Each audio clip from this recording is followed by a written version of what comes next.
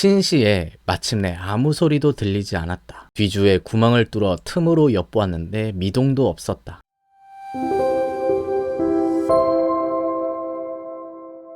네, 우리가 지난 시간에 영조가 사도세자를 뒤주에 가두는 장면까지 살펴봤는데요. 사도세자가 뒤주에 들어가기 마지막 순간에 아버지한테 살려달라고 읍소하면서 앞으로는 하라는 대로 다 하고 공부도 열심히 하고 말도 잘 듣겠다. 당시 사도세자가 울면서 애원할 때 영조가 사도세자한테 이렇게 말을 했다고 해요. 옛날 연산군과 광해군과 같은 임금들도 이와 같은 때에는 강화도로 갔었거늘 네가 어찌 감히 이 안에 들어가지 않는 것이냐. 여기 말하고 있는 연산군과 광해군은 모두 쫓겨난 임금들이에요. 그 임금들도 쫓겨나서 유배를 갔었다. 근데 세자인 네가 왜 이 안에 안 들어가냐 이렇게 말을 하는 거죠. 근데 차라리 강화도로 보내주면 낫지 왜 이렇게 뒤주에 가두는 끔찍한 방법을 택했을까. 심지어 기록을 보면 영조가 뒤주에 세자를 가두고 나서 친히 덮개를 닫고 자물쇠를 채웠다고 하는데요. 뭐 어쨌거나 사도세자가 뒤주에 들어가라고 하니까 들어는 가는데 얼마 지나지 않아서 그 갑갑함을 이기지 못하고 뒤주에서 뛰쳐나오게 됩니다. 기록을 보면은 세자가 널판 2개를 발로 깨 부수고 밖으로 뛰쳐나왔다고 적고 있거든요. 그러니까 그 좁은 곳에 갇혀서 얼마나 버티겠어요. 널판을 부수고 이제 뛰쳐나오게 되는데 세자가 뒤주에서 나오는 장면도 영화 사도에서 연출이 되었습니다. 세자가 뒤주에서 나오자마자 제일 처음으로 한 말은 너무 갑갑하다 하면서 부채를 얻을 수 없겠냐 하는 말이었어요. 이때가 양력으로 7월이었거든요. 그래서 신하들을 돌아보면서 부채 좀 구해달라고 부탁을 하는데 이때 현장에 있었던 곤정침이라는 사람이 내가 소매에서 작은 부채를 꺼내 바쳤다라고 기록을 하고 있거든요. 근데 흥미로운 것은 또 당시에 현장에 있었던 윤숙이라는 사람도 기록을 남겼는데 윤숙은 아니다. 내가 약과 함께 부채를 바쳤다라고 적고 있어요. 그래서 부채가 2개가 아닌 이상 이 둘 중에 한 사람은 거짓말을 하고 있는 거죠. 서로가 내가 사도세자한테 부채를 바쳤다라고 주장을 하는 겁니다. 이럴 때는 역사학자들은 누구의 말을 믿어야 하나요? 이렇게 사도세자가 잠깐 나와서 신하들하고 얘기를 하는데 이때 신하들한테 세손을 만나게 해달라고 부탁을 했다고 해요. 세자가 이렇게 말을 합니다. 형세가 이 지경에 이르렀으니 어쩔 수 없다. 세손과 이별하고자 하니 누가 다시 데려오겠는가. 우리가 지난 시간에 세손이 한번 현장에 들어왔다가 쫓겨나갔었는데 사도세자가 마지막으로 한 번만 더 보고 싶다. 누가 다시 데려오겠냐라고 말했습니다. 이렇게 해서 신하들이 다시 한번 세손을 데리고 사도세자한테 모시고 가는데요. 이때 두 사람의 상봉 장면을 권정침이 이렇게 기록하고 있습니다. 세손을 세자 저 앞에 모시고 가니 두 분이 서로 얼굴을 마주 보았다. 이게 정말 슬픈 장면인데요. 정조가 이때 본 아버지의 모습이 정조가 기억하는 아버지의 마지막 얼굴이 됩니다. 그 급박한 상황에 두 부자가 아주 짧은 시간 동안 서로 얼굴을 마주보고 인사를 나눈 거예요. 이때 본 두 사람의 얼굴이 서로가 기억하는 마지막 얼굴이 돼버립니다. 이렇게 두 부자가 잠깐 동안 이별을 하고 있었는데 마침 영조가 오게 됩니다. 그래서 세손이 영조에게 가서 아버지를 살려달라고 간청하게 돼요. 얼마나 간절하게 애원했겠어요. 아버지를 한 번만 살려주십시오. 근데 영조는 그 세손에 대해서 굉장히 냉담하게 말을 합니다. 네가 어찌 이와 같이 하느냐 이렇게 한마디 하고 세손을 다시 밖으로 내보내게 돼요. 심지어 세손이 또 들어올 수도 있으니까 이제 현장과 굉장히 멀리 떨어진 경희궁으로 보내서 이제 아예 세손이 못 들어오도록 막아버리는 거죠. 이렇게 세손을 내보냈는데 나중에 영조가 신하들한테 세손을 칭찬하면서 이렇게 말을 했다고 해요. 세손이 참 기특하지 않은가. 아까 들어와 울부짖으며 호소할 때 내가 깨우쳐 주었더니 곧바로 마음을 돌려 밖으로 나갔다. 이것은 세손도 대의를 알기 때문인 것이다. 자식인 사도세자는 뒤주에 가둔 상태에서 그 손자인 세손은 오히려 기특하다고 칭찬을 하고 있는 거죠. 그러니까 이때 당시에 영조의 마음이 이 사도세자를 떠나서 누구에게로 가 있었는가를 이런 대사를 통해서 여실히 알 수 있는 거죠. 근데 세손이 정말 대의를 알아서 나갔겠습니까? 울며 불며 하면서 나갔을 것 같은데 영조는 그 상황에서도 세손을 이렇게 칭찬하고 있는 거예요. 이렇게 해서 사도세자가 다시 뒤주 안으로 들어가게 되는데 영조는 이번에는 사도세자를 절대로 나오지 못하도록 하려고 아예 뒤주를 꽁꽁 싸맵니다. 당시의 상황을 이광현 일기는 이렇게 기록하고 있어요. 임금이 장판, 대못, 굵은 밧줄 이런 것을 가져오라고 명한 뒤에 더욱 단단하게 뒤주를 봉했다. 문 밖에 여러 신하들이 일제히 통곡했다. 그러니까 방금처럼 뒤줄을 깨부수고 나올 수도 있으니까 아예 그러지도 못하게 장판도 대고 대못도 치고 밧줄로 싸매고 이렇게 한 거예요. 이렇게 단단하게 봉한 뒤주가 이제 영화 사도에 이렇게 연출이 된 거죠. 근데 영화를 보신 분들은 이 뒤주 위에 풀이 쌓여져 있는 게 좀 이상하다고 생각하실 수도 있는데 이건 역시 기록에 의거한 것입니다. 권정침이 남긴 기록을 보면은 뒤주 위에 풀을 쌓았다고 하고 있거든요. 이제 그 위에다가 풀을 덮어서 그 내부를 아주 뜨겁게 만드는 거죠. 그러니까 이거는 영조가 정말 작정하고 이제 사도세자를 가둬서 죽이려고 작정을 한 거죠. 영조가 스스로 직접 내가 이렇기 때문에 사도세자를 뒤주에 가뒀다라고 밝힌 글이 있는데요. 그 글이 폐세자 방교문이라고 하는 글입니다. 이 글에서 영조가 자신이 이렇게 한 이유에 대해서 우리한테 이렇게 설명을 해요. 왕은 이르노라. 세자의 광패함은 옛 역사에 찾아볼 수 없는 일이다. 어찌 세자를 고쳐보려고 노력하지 않았겠는가. 그러니까 사도세자를 고쳐보려고 많은 노력을 했는데 안 고쳐지더라. 저 세자의 광패함이 옛 역사에 찾아볼 수 없는 정도였다. 그러면서 또 하는 말이 지금까지 노심초사하며 인내해온 것은 세자에게 자애를 베풀려는 뜻이었다. 그러나 윤리와 강상에 관계되는 역사에 없었던 변고가 생겼으므로 오늘 폐륜 아들을 안에 엄하게 가두었노라. 여기서 말하는 이 역사에 없었던 변고는 우리가 지난 시간에 살펴본 바로 아들이 아버지를 죽이려고 하는 사건, 신하가 임금을 시해하려고 한 사건, 이 윤리와 강상에 관계되는 이 역사에 없었던 사건 때문에 내가 이 폐륜 아들, 이 폐륜할 때 폐자에 아들 자자를 썼거든요. 이 폐륜 자식을 안에 엄하게 가뒀다. 그러면서 또 이렇게 말을 합니다. 세자가 비록 미쳐서 그런 것이라고 하나 종사와 백성을 위해 어찌 처분을 내리지 않으리요. 이 처분은 군대를 호령하는 일처럼 행하였다. 생각이 여기에 미치니 온몸이 얼어붙는 듯하다. 그가 사도세자의 그 행위가 비록 본심이 아니라 미쳐서 그런 거라 할지라도 제정신이 아니었다 할지라도 종사와 백성을 생각해서 이 처분을 하지 않을 수가 없다. 나라와 백성을 위해서라는 명분을 우리에게 내세우고 있는 겁니다. 이렇게 사도세자는 윤 5월 13일에 뒤주에 갇혀서 윤 5월 20일 생을 마감할 때까지 약 8일 가까이 뒤주에 갇혀져 있었는데요. 그럼 지금부터 이 8일 가까운 시간 동안 있었던 일, 대체 이 8일 동안 영조는 뭘 하고 있었으며 신하들은 뭘 하고 있었으며 이 기간 동안 대체 어떤 일들이 있었을까? 이 8일 동안 있었던 일들을 한번 살펴볼 건데요. 우선 이 뒤주가 어디에 있었는가를 봐야 되는데 우선 처음에 사도세자가 뒤주에 갇힌 공간은 휘령전이라는 정각이에요. 여기서 사도세자가 뒤주에 갇혔는데 나중에 영조가 이 뒤주를 강서원으로 옮깁니다. 휘령전은 왕비의 신위가 모셔져 있는 공간이었기 때문에 이곳에 둘 수는 없었고 나중에 강서원이라는 공간으로 옮기게 되는데 영조는 이 사도세자가 뒤주에 갇혀 있는 동안 거의 날마다 강서원으로 갑니다. 영조가 왜 강서원으로 갈까요? 그곳에 가서 사도세자의 상태를 확인하고 또 뒤주도 감시하고 이렇게 했던 거예요. 그래서 거의 날마다 강서원에 가서 뒤주의 상태를 확인합니다. 우선 윤 5월 14일에는 사도세자를 따라서 비행했던 여러 신하들, 내시라든지 아랫사람들을 비롯해서 사도세자가 아꼈던 여승, 기생 이런 사람들을 참수합니다. 또 영조는 사도세자의 평소 가지고 놀던 물건들, 세자의 물건들을 가져와서 불태우기도 하는데요. 그 물건들 중에 기괴한 물건이 많았다고 합니다. 그게 무슨 물건인지 모르겠지만 영조가 그 물건들을 보면서 이러고도 나라가 망하지 않겠느냐 하면서 한탄을 했다고 해요.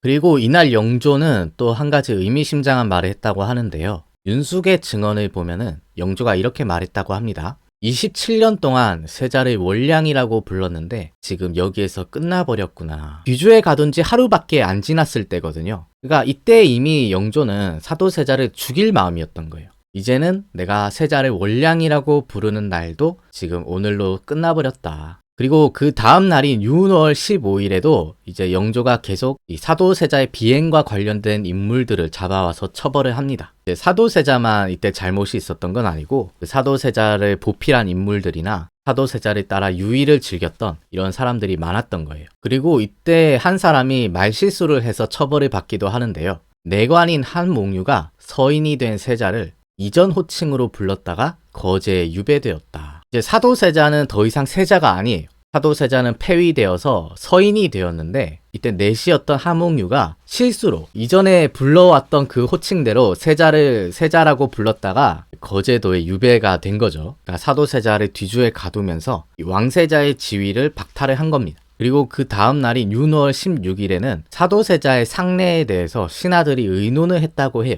기록을 보면은 조정의 신료들이 모여 세자의 장례 절차를 의논하는데 왕세자의 예가 아니라 서인의 예에 따라 지낼 것이라는 소문이 있었다. 어제 영조가 세자를 왕세자의 호칭으로 불렀다고 해서 내관을 유배 보냈잖아요. 그러니까 당연히 장례도 왕세자의 예가 아니라 서인의 예에 따라 해야 된다. 이렇게 생각하는 사람도 있었겠죠. 물론 이런 생각에 반대한 사람도 있었습니다. 대표적으로 이의장이라는 사람인데요. 이의장이 그때 이런 말을 했다고 해요. 세자께서 이미 갇히셨으니 마땅히 돌아가신 뒤의 상황을 의논해야 합니다. 위호를 회복하고 아름다운 시호를 정하고 장례를 후하게 치러야 합니다. 그러니까 사도세자가 돌아가시고 나면은 최대한 예우를 갖춰야 된다. 장례도 후하게 치르고 좋은 이름도 주고 이렇게 해야 한다라고 주장을 하는 거예요. 근데 한 가지 중요한 건 이때 어떤 신하도 영조한테 세자를 뒤주에서 꺼내달라는 말을 못해요. 이 당시 조정 분위기가 영조에게 반대를 하거나 세자를 위해서 말을 꺼내거나 이렇게 할 수 없었던 상황입니다. 그러다 시간이 좀 더 흘러서 윤월 19일이 되었는데요.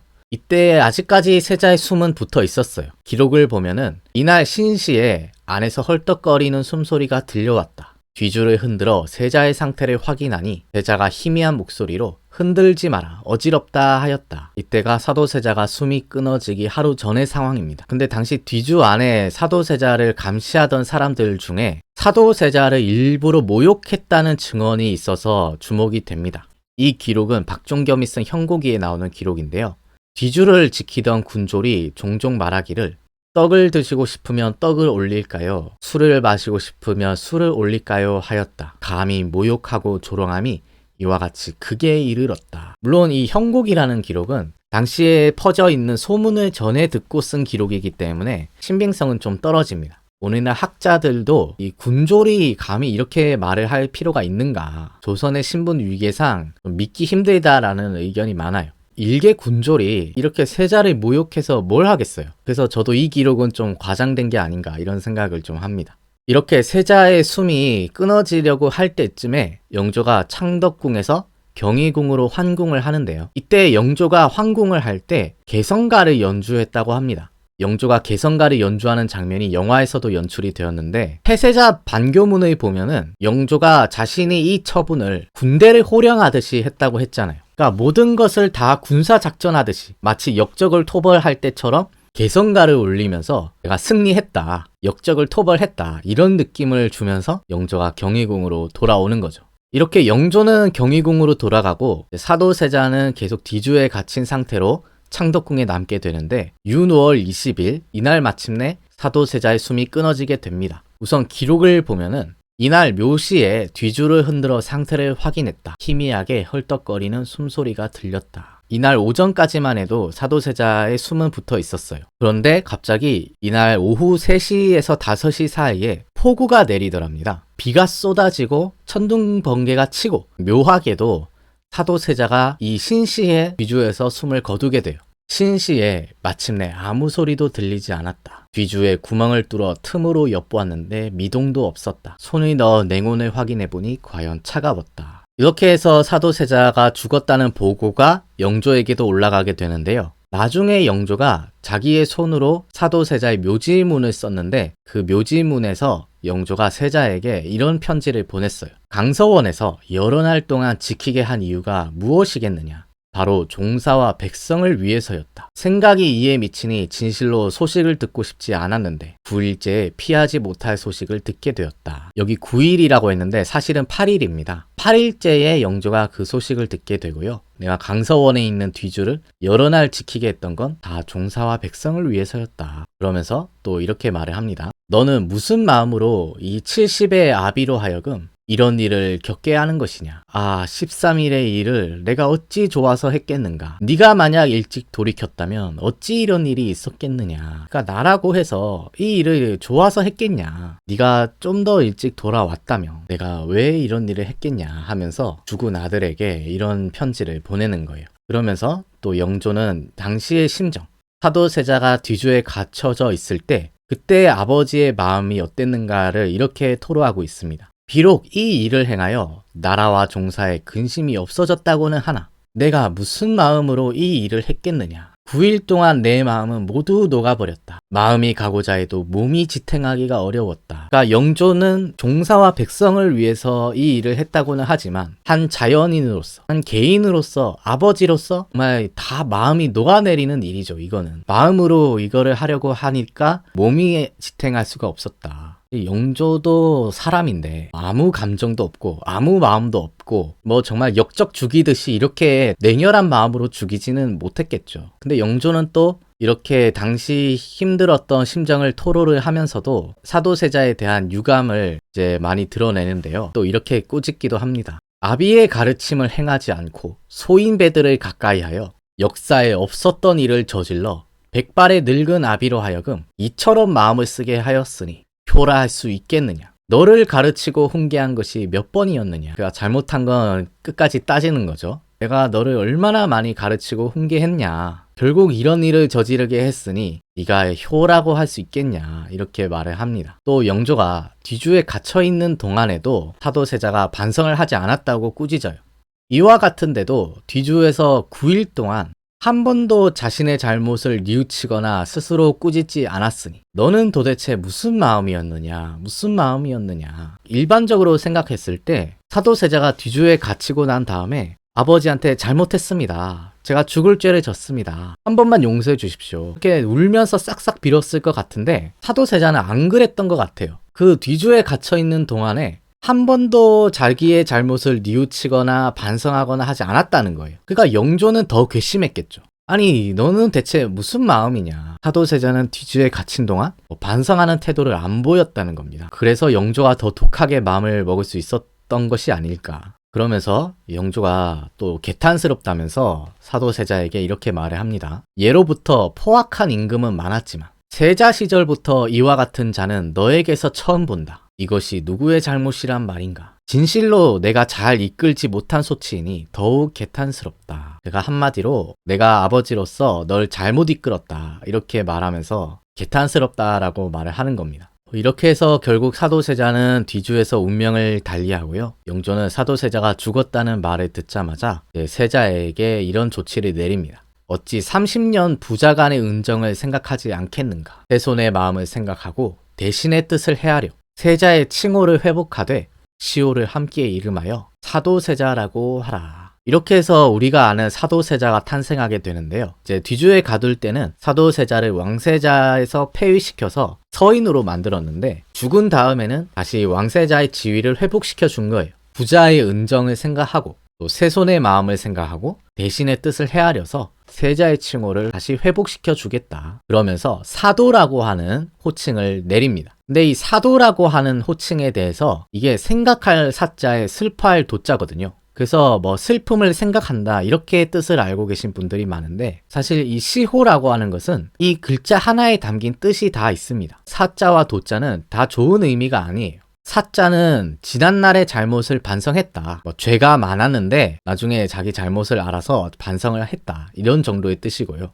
도자는 일찍 요절했을 때, 수명 전에 죽었을 때 도자를 쓰기도 하고 어려운 시기에 처해서 항상 두려워했다. 방자하게 행동하고 귀신 제사에 힘썼다. 이런 뜻도 있는 글자입니다. 그래서 사도라는 이 호칭이 그렇게 좋은 의미는 아니라서 나중에 정조가 즉위하고 나서는 사도세자를 장원세자라고 호칭을 바꿔요. 그리고 사도라는 시호에 대해서도 정조가 이렇게 말을 합니다. 비록 선왕의 뜻이 담긴 것이나 나는 사도가 아름다운 칭호라고 생각하지 않는다. 당연히 정조로서는 사도가 마음에 안 들겠죠. 훨씬 좋은 이름을 지어주고 싶어 했을 것 같은데 이제 영조는 끝까지 자기 아들한테 이렇게 좋은 이름을 남겨주지 않았습니다. 네, 이렇게 해서 거의 한 4달 가까이 영화 사도를 역사 자료를 통해서 해설하는 시간을 가져봤는데요. 이렇게 많은 시간을 들여서 여러 사람들의 의견을 들어봤음에도 불구하고 여전히 이 사건은 이해되지 않는 점이 많은 것 같습니다. 그래도 이 복잡하고 입체적인 이 사건을 이해해 보는데 조금이나마 도움이 되셨기를 바라고요. 저는 또 다음 시간에 더 좋은 콘텐츠로 찾아뵙도록 하겠습니다. 긴 시간 영화 사도 해설을 들어주셔서 감사합니다.